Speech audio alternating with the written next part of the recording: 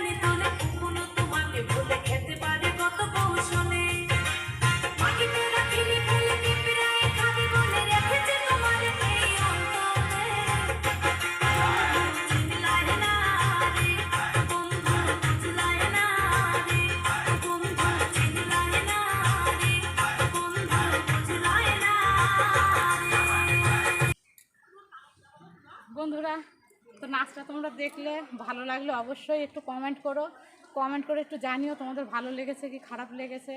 তো বন্ধুরা, আবার পরের ভিডিওয়ে কথা বলবো। টাটা।